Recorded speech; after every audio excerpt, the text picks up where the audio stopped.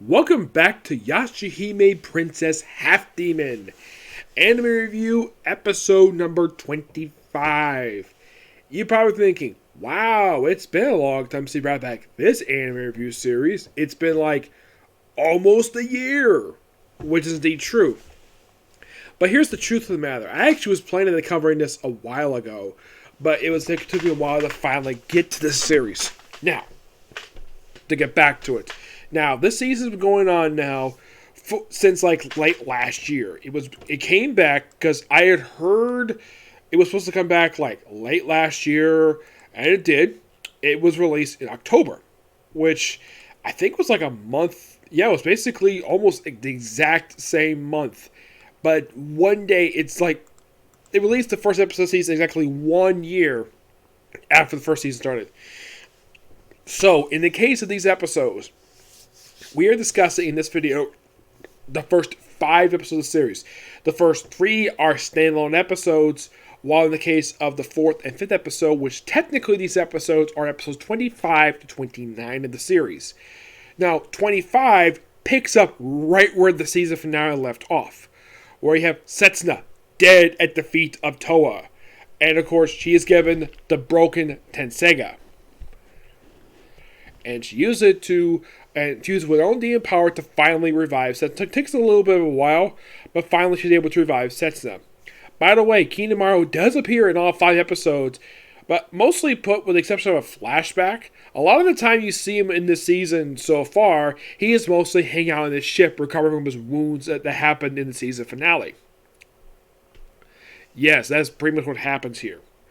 Now, after Setsuna's revival, Setsuna's forged, basically, Tosai shows up. Yes, first time in a little while he's been seeing this series. Of course, Morha doesn't recognize him, but eventually she does recognize, oh yeah. Now, in the case of Toa and Setsuna, they've never met Tosai before. Those of you forget who the heck Tosai is. This is the guy who forged the swords for Sesshomaru and Inuyasha. Yeah, he's basically a blacksmith. That's simply what the guy is. He's a demon blacksmith who's been alive for 1,000 years. Plus is the same guy who also forged the Great Dog Demon Swords, the father of Sesshomaru and Inuyasha, and the grandfather of the 3 girls of the series. Yep. Which is also some nods to Inuyasha in episode, I think it was 4, and I will get to that, don't worry. So as I said, his revival, she can't be revived again because she was revived with a Tenseiga, because only one time. And of course, where they're basically given the task of, and this is basically a plot thread that being pretty much spread throughout the first few episodes of the season. You have to find this tree root called, you have to go find Benio, and find this particular tree root, and that'll become Toa's new weapon because she can't use a human weapon anymore. This fact she is technically half human. So, throughout the next episode, we try to do that. The first episode that comes right after this one, they're given basically another one of these Monster Week episodes, where they're basically, the task is to eliminate a snake woman. Well, it used to be a guardian deity, but we see her. This snake woman takes the appearance of Medusa. Heck, even has Medusa's freaking powers. You're thinking, Medusa? Do you mean the Greek character of Greek mythology, or the DC comic, the Marvel comic character Medusa, the one who moves her hair, the one based on Greek mythology? Yep, that very same one. Appearance-wise, it looks exactly like her. Even has the same snake hair. And of course, she does petrify people just by looking at them. And the reason why she's like this, because the man she loved actually hurt her when she was turned into a snake, a sea snake. Which apparently, according to these fishermen, is bad luck, so they end up killing her. Well, supposedly killing her anyways. So they petrified her, and eventually the way they stopped her was, I think it was Morha, actually it was Toa, where they basically dug up the guy's, petrified body. And the guy admit he actually was in love with her the whole time. And that apparently turned back normal, and that was the episode. And this is the thing we want us to ask. So, they do in fact have to find a way to find the guy. So, in the case of episode 3, this episode surprisingly answers 3 questions. First, the secret behind the dream butterfly and why in the world it steals Setsuna's sleep. 2, why Rin is in prison there. And 3, a way to free her. Yes, it does answer those questions. In the case of those, in the case of why is Ren trapped in the Tree of Ages? Because Zero hurt her, gave her a curse known as the seven. It's called the Silver Seal Curse. Silver Scale Curse, excuse me. Yes. And basically the reason why she's in the tree, basically when she first put into the Tree of Ages, the thing was red, but it turned blue because Jaken infected Setsuna with the Dream Butterfly in order to keep Mother frozen, in order to find a cure, in order to free her from being connected to Zero. And that's pretty much a new plot thread that basically is going to be for the season. Which is a lot more big stuff happening this season, by the way. Oh, yes, definitely. By the way, Kohaku himself briefly appears in episode 2. And that's it for him. He appears just one episode. I'm like, really? Kohaku, one of the main recurring characters from the original series. Excuse me. And he appears like once in one episode. Where he actually puts on his demon attire, his Demon Slayer attire. First time in the anime next gen I can think of. And plus he used the gas mask, which I thought was so hilarious in episode 2. He used it as a blindfold, which I found to be so hilarious. And when Toa, when she battled the Snake Woman, put on mirror sunglasses. And of course, Mo was like, what the heck are you wearing? Mirror sunglasses. Which, okay, that's interesting. Not a bad idea to do, by the way. Yep. Really interesting idea for that one. Yeah, you can kind of say in the case of episode 27, the third episode season, it's mostly in the way a plot-driven episode. There's not much action per se in the case of what we're looking for. It's also revealed in this episode the whole thing with Riku. Yes, the washed ashore pirate, which turns out he's actually not a pirate. Nope, that was actually a big fat lie. Yes, it turns out he's a piece of the main villain of the series. And you're thinking, wait, did the anime pull something from the original you watched the series? Yes. Pretty much it is. Because Riku is not technically a demon. No, unlike in the case of Naraku's incarnations where they're all freaking demons. Not the case of Riku. No, he's basically Kinamaru's horn. One of the horns the great dog demon chopped up one of the flashbacks. Yes, this is also the same guy who also chopped up one of his arms. Now I'm thinking, if he chopped up his arm, then why in the world does he have it in the present day? It's also another flashback, the very same one when he has his arm chopped off. Basically, Riku was given his first task, dispose of this discarded arm. And where does he throw it into? The Bone Eater's well. Yep, that's where he throws it into, which that was interesting. Yes, as far as I can tell, that I thought was kind of weird. Like, how the heck did he know about the Bone Eater as well? By the way, that's actually the first time the Bone Eater as well has actually been seen in this anime in quite a while. I think not since the start of the season they actually brought it up. Yep, and plus we actually see what the Great Dog Demon looks like in this series. I'm thinking like, wow, that's interesting. As far as I can tell, when it comes to the main series, we heard him a lot of the time. Never got to look at his face a lot of the time. And appearance-wise, he looks like Sesshomaru. Yes. Even the same freaking height, because the way it's described by Miyogi, he was a freaking giant. Yes, he was, like, the way he described when he showed his skeleton in the original series, he was as tall as a skyscraper. Here, he's basically the same height as the Sesshomaru. What was he, a side-changing demon? They don't really go into it at all. By the way, how the heck he died has been questionable, to say the least.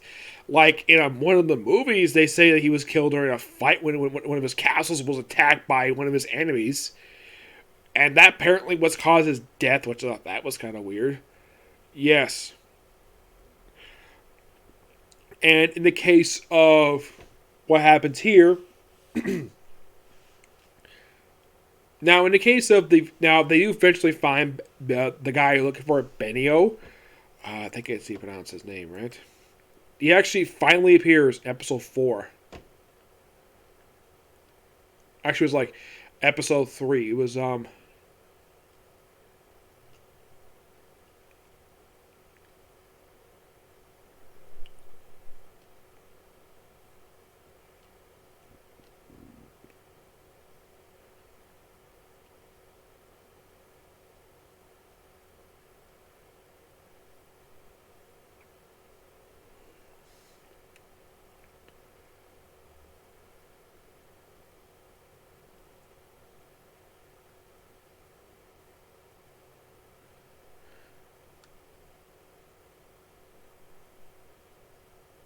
let's see. I think it was Benio. It's this demon tree, which according to Morha, get this, his body was used for the seat of the Tenseiga and the Tensaiga, which, wow, that's interesting. When I heard that, I'm like, wow, that's a good amount of continuity nod. Like, you could say that probably is canon, even though they never did say where the heck they got the seeps come from. In the case of this one, I'll buy it, because they never explained in the series, so why not? So, he points out the actual mountain they need to go to, Mount Masumi. I wonder if this place is real, because it looks like it could be a real mountain in Japan. Yeah, well, no, not really. It's a fictitious place, but basically it's a volcano in real life.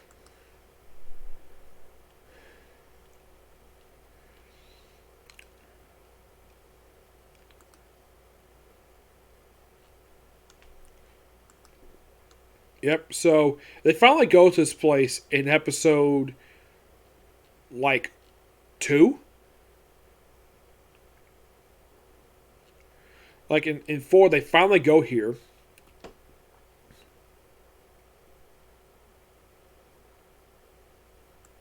Oh, yeah. Oh, yeah, I remember Mount Hakare. Yeah. Because when I think of this mountain, when I think of mountain in Inuyasha, I think of Mount Hakare. Yeah, it was a mountain that was seen in the original Inuyasha series, where it was a place that basically was supposed to prevent demons from entering it.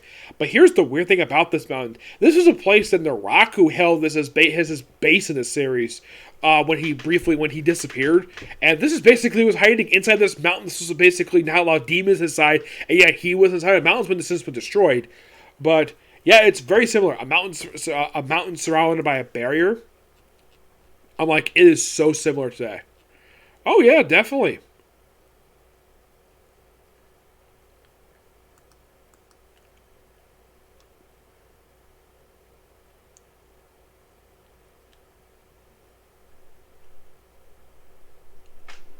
So basically, they hit this mountain. Apparently, this is where the dream butterfly comes from.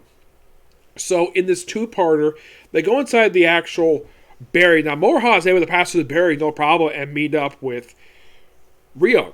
Who is this girl? Kidomaru's daughter. Yes. She not only has a beautiful sister, who's by the way the elder sister, but a beautiful daughter as well. Morha basically called her cute. I'm like, I buy that. She looks like she's about 10, I'd say about 10, 12 years old. But it turns out that aside from the fact she's Kidomaru's daughter, she apparently has been dead for 600 years, and her soul has been sealed inside this mountain. Though eventually the spirit was free, by the way. So when they had Setsuna and Toa basically with the barrier, they go where Morha is because she got spirit powers. So where they end up is quite interesting. Toa first ends up in, like, apparently in a alternate version of present day, where it's like all black and white. Setsuna ends up meeting her mother for the first time ever. Her mother, Rin. And in the case of Morha, who's basically out searching for him, she ends up first passing, like basically using her arrow, basically she fires her off, ends up passing through the afterlife before she meets up with Toa, and we see Inuyasha and Kagome. First time since episode 14 of the series. Here's the thing. They appeared in like 2 or 3 episodes of season 1. Here in present day, we finally see them. And I get how Inuyasha hasn't aged in 14 years, but how in the world has Kagome not aged in 14 years? And like, oh, that's our baby. She's grown. Yep.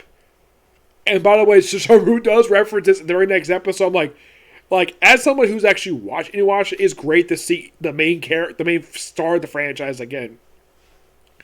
And of course, we meet with Toa, and then we meet with Setsu, where Toa finally meets her mother for the first time. Of course, they reveal the stuff related to her, where the whole thing with the dream butterfly. And then, of course, they give it the actual, like, route they're looking for. Yeah, given, like, basically in the way, like, Setsuna is basically told to basically cut her between Rion and her father. And she does cut something, not the thread, the dream butterfly that connects Rion with her father. Her father ends up putting her in an artificial body, which kind of in a way resurrects her. And then they battle a beast, and of course, Toa is basically given the root and transformed into a freaking legendary sword, which apparently Kinemaru's got the air sword, which I thought that was interesting. And then they carry her out of the mountain. And of course, oh, by the way, while this is going on, Riku has been killing off lesser demons. Like, a whole boatload of them. Like, don't interrupt me. And of course, they reveal a new ability this season. Apparently, he has an earring that transforms into a sentient sword. It doesn't talk per se, but it moves basically with Ryu's mind. He basically has to kill what looks like to be like 100 demons in the span of a couple hours. Seems like. I guess that seems like that's how long it seems like it's been since they've been inside the mountain. I'd say maybe 2 hours. I don't think 3 per se, but I definitely think 2 hours. And he basically disposes the bodies, and then when they get out, they meet with Sesshomaru again. First time they've seen him since the start of the season. Now, the thing with Sesshomaru is, he actually has appeared in every episode of the season so far. I'm like, that's interesting. Then, of course, Sesshomaru does something completely unexpected. He destroys the dream butterfly that's affecting Setsuna. This effect allows her to sleep again, randomly close death, and Setsuna being charged. Basically, Setsuna volunteers, allowing Moha and Toa to free Ren from her curse. Are you up to cast? And Sesshomaru's like, are you up to test? She says, yes. And he's like, we will see. And he walks off. It's surprising, though, Toa does not call him father yet, despite the fact that this technically is her father. My guess is the reason why she doesn't call him that is because she doesn't know him. She barely knows her own father. That's my guess anyways. And the episode ends, quite interestingly, with the first time ever seen in this series, aside from the flashback, Setsuna sleeps. By the way, Ren reunites with Riku, and then, of course, they go off to basically go off ahead with exactly where the heck they're going. And that's the 5 episodes for you. I'm like, damn. Like, okay, so they wrap up the whole plot with a dream butterfly. I'm like, so pretty much with episode 5, they wrap up one of the main plot threads of this series. The search for that dream butterfly. They found it, and it's since been destroyed. Now, that plot thread's wrapped up. So you're probably thinking, okay, so they wrapped up that plot thread. Toa getting a new sword. So, aside from beating Kinemaru, what are plot threads are left? Well, freeing Ren and curing of the curse. Basically, overall, 3 plot threads left. But we're going to get a lot more interesting stuff happening this season, which I'm looking forward to it. But I'm going to have to wait to do the very next episode, because the very next thing we're going to do is going to be a review of the newest episode of Attack on Titan. I was supposed to do this last night, but I got late. I'm going to try to do it tonight, and maybe I'll get a chance to do a comic corner. Okay? Next video. Bye.